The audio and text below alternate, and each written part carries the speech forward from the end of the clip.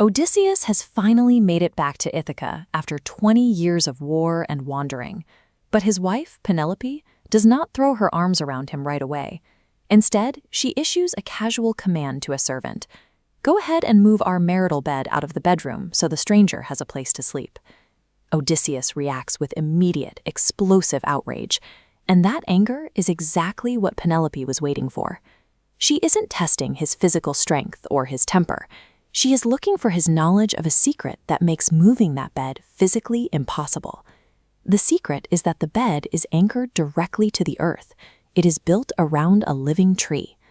When we think of an ancient olive tree, we have to picture the massive, gnarled reality of its trunk driving deep into the soil. This creates a serious architectural paradox.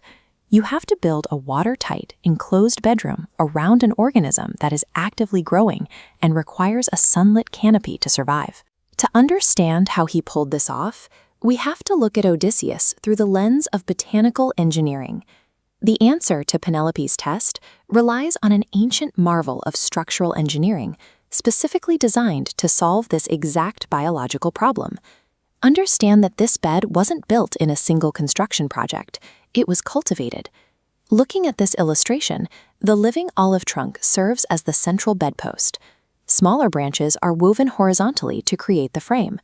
The sleeping surface is pliant oxhide thongs stretched tight across it for support. If this sounds like pure myth, we can look at the real world. Arborists today use these exact techniques to train living trees into chairs. It requires decades of deliberate pruning. The bed is a living organism shaped by human hands, requiring immense time, patience, and permanence to create. But that leaves a primary architectural problem. A watertight roof over a bedroom will kill a growing tree by starving it of light and water. This cross-section reveals the structural solution. The trunk doesn't punch through the ceiling.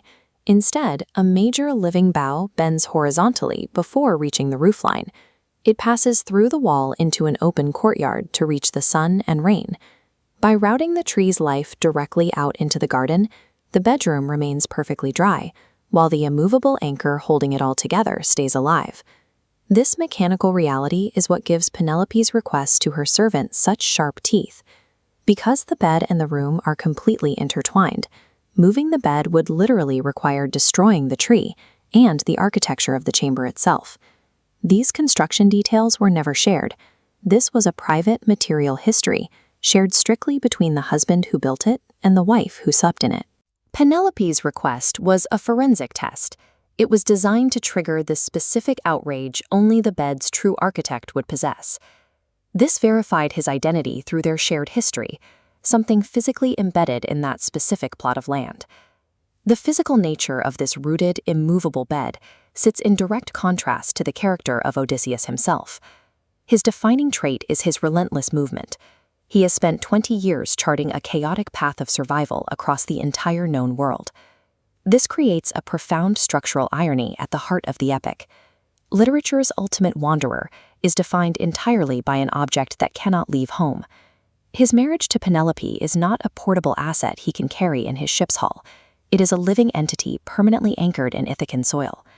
After a lifetime of chaos, storms, and roaming, the man who moved through the world finds his true identity proven by the one fixed point he could never move.